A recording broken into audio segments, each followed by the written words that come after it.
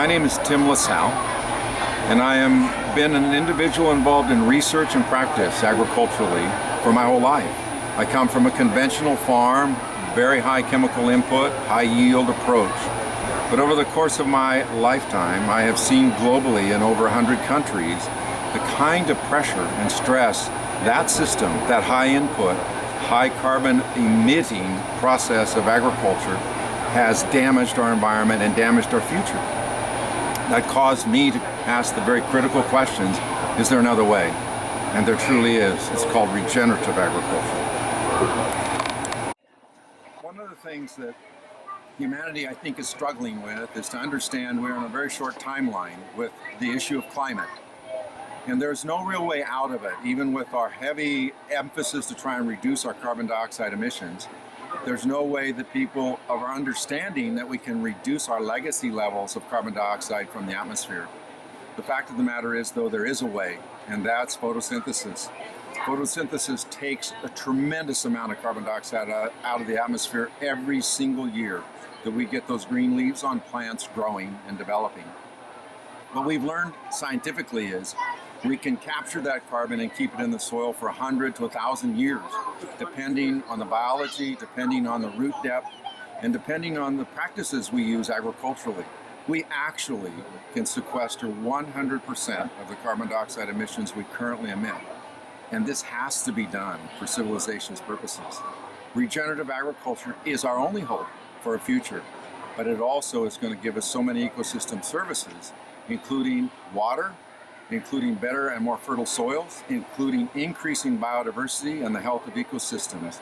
So all the ecosystem services that we often find difficult to resolve are resolved through building healthy soils through carbon. One of the things about science is those of us with PhDs get often too narrow in our focus. Our peer-reviewed journals often demand that of us, and it gets to be a very narrow question that gets asked and a very narrow response then that we're looking for. But that's not the way nature works. Nature works in whole systems, and in those whole systems it's a very complex and very dynamic, and is affected in agriculture by weather or by other kinds of pressures that may occur. And so we have to be able to take into account when we're actually researching food production or carbon sequestration and climate in a much more broader context. What we've learned about soil is it's not just these chemical elements or this kind of anchor to roots. It's a living organism and it's dynamic. And we can affect the amount of carbon it sequesters dramatically by some very simple practices that feed that biology. And that can be done with almost no outside inputs, which is one of the most exciting discussion points, particularly for smallholder farmers that are hungry and poor around the world.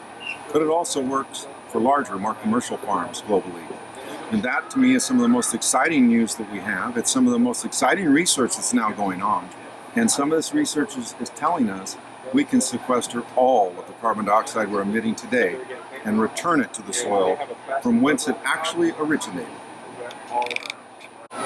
Because of the threat that climate is presenting to us as civilization, we need to move and act fast.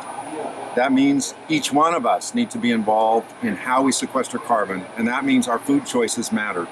But it also means we need to engage politicians and policymakers because we need to change our practices and rapidly.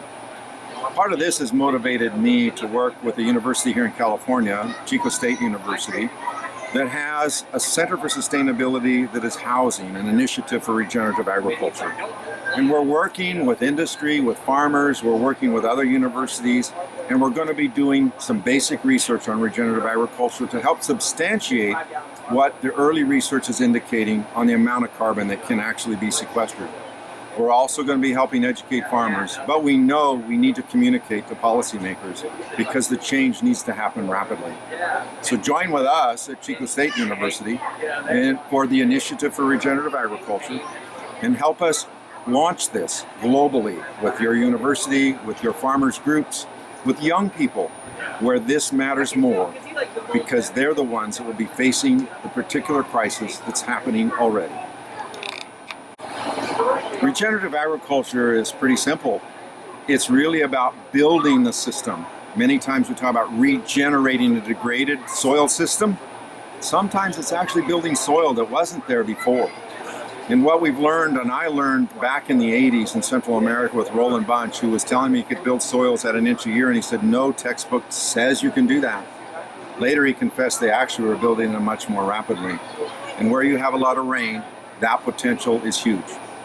And what that means is that we can be capturing this carbon through photosynthesis and building organic matter and feeding organisms and depositing the root exudates into the soil and feeding those organisms and leaving their bodies in the soil as carbon deposits.